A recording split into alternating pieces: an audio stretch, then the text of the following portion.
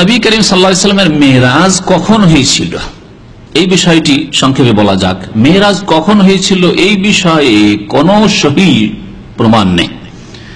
এই জন্য এই ক্ষেত্রে কেউ কেউ 6টি উক্তি উল্লেখ করেছেন, আবার কোন কোন কিতাবে দেখা যায় যেগুলি ভালো আলেমদের গবেষণামূলক কিতাব 8টি পর্যন্ত উক্তি উল্লেখ করেছেন।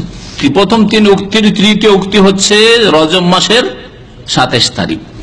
বলছেন আল্লামা শফিউর রহমান মুবারকপুরী রহমতুল্লাহ আলাইহি এবং তার সাথে অনেক গবেষকরা প্রথম 3টি উক্তি একেবারে ঠিক নয়, কারণ খাদিজা রাদিয়াল্লাহু তাআলা আনহা নবুয়তের 10ম বছরে রমজান মাসে ইন্তেকাল করেছেন। রমজান মাসে ইন্তেকাল করেছেন কে? খাদিজা রাদিয়াল্লাহু তাআলা। খাদিজা রাদিয়াল্লাহু তাআলা আনহার ইন্তেকালের পর মেরাজ হয়েছে। দুটি কথা মনে রাখেন, একটা হচ্ছে যে খাদিজা রাদিয়াল্লাহু তাআলা ইন্তেকাল হয়েছে 10ম হিজরি, নবুয়ত প্রাপ্তির 10ম হিজরি না, নবুয়ত প্রাপ্তির 10ম বছরে রমজান মাসে। আর দ্বিতীয় বিষয় মনে রাখবেন যে খাদিজা রাদিয়াল্লাহু তাআলা আনহা ইন্তেকাল করার পরে মেরাজ হয়েছে, ইন্তেকাল মেরাজের আগে হয়েছে। রমজান মাসে তার ইন্তেকাল হলো, আর রজব মাসটি রমজানের পরে না আগে? সেই বছরে নবুয়তের 10ম বছরের আগে রজব, তারপরে শাবান, তারপরে রমজান। তো খাদিজা রাদিয়াল্লাহু তাআলা আনহা নামাজ পাননি, বিনা নামাজে ফরজ নামাজ পাননি। এই 5 ওয়াক্ত ফরজ নামাজ যে মেরাজে আসলো তার আগেই তার ইন্তেকাল হয়েছে। যদি ধরে নেওয়া হয় যে রজব মাসে মেরাজ হয়েছে, তাহলে তো তিনি 1.5-2 মাস নামাজ পান।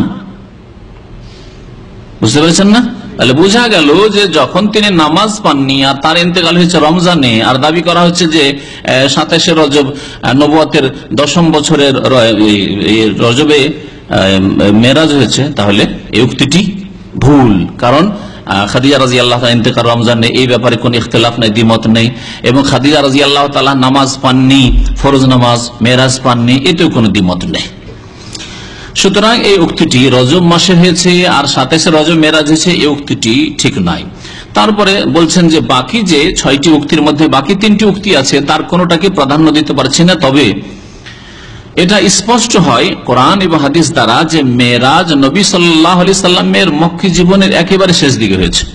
আর এখানে একটা কথা বলি যে ইখতিলাফ কেন হইল? মেরাজের রাত কোন মাসে হইল, কোন রাতে হইল, কোন তারিখে হইল, এতে মতানৈক্য কেন হইল? এই জন্যই হইল যে এই রাত মনে রাখতে হবে, এই বিষয়টি সাহাবারা কোনো গুরুত্ব দেননি। কারণ এই রাতের সাথে জড়িত কোন ইবাদত বন্দেগী ধর্মকর্ম নেই, সহজ ভাষায়, তাই না? এই রাতের সাথে সম্পর্কিত বা এই দিনের সাথে সম্পর্কিত কোন ইবাদত বন্দেগী যদি থাকতো তো সাহাবারা ভুলতেন? আপনাদের মধ্যে কে রিয়াজ গেছে? কেউ গেছেন? কোন তারিখে গেছেন বলতে পারবেন? কেউ বলতে পারবেন না। কারণ রিয়াজ কোন তারিখে গেলেন না গেলে এর সাথে কোনো স্বার্থ জড়িত নেই। যেই তারিখে যান না কেন গেছেন, আমি মনে রাখিনি, অনেকবারই গেছি, কিন্তু একটি তারিখও মনে নেই আমার, তাই না?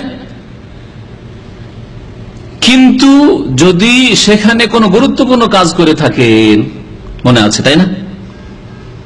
মনে আছে, কারণ সেটার গুরুত্ব আছে। কারো কাছে টাকা পাবেন, মনে আছে না নেই? 10টা রিয়াল থাকলেও মনে আছে, 10 রিয়াল পাবো ওর কাছে, কারণ গরজ আছে 10 রিয়ালের।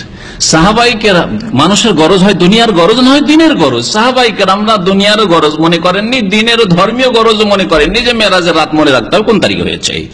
এই জন্য ইখতিলাফ হয়েছে। পরে যদি এই ইবাদত থাকতো তো সাহাবারা কখনো এই দিনকে ভুলতেন না, কারণ রাত্রে গরজ আছে, ধর্মীয় গরজ আছে, নফল পড়তে হবে আর দিনে রোজা রাখতে হবে বলে গেছেন। তার মানে তারা এই দিনকে কেন্দ্র করে কিছু করেননি, দিনেও কিছু করেননি, রাত্রেও বিশেষ কিছু করেননি। যা সারা বছর করতেন তাই করেছেন। যারা তাহাজ্জুদ পড়তেন সারা বছর তাহাজ্জুদ পড়েছেন।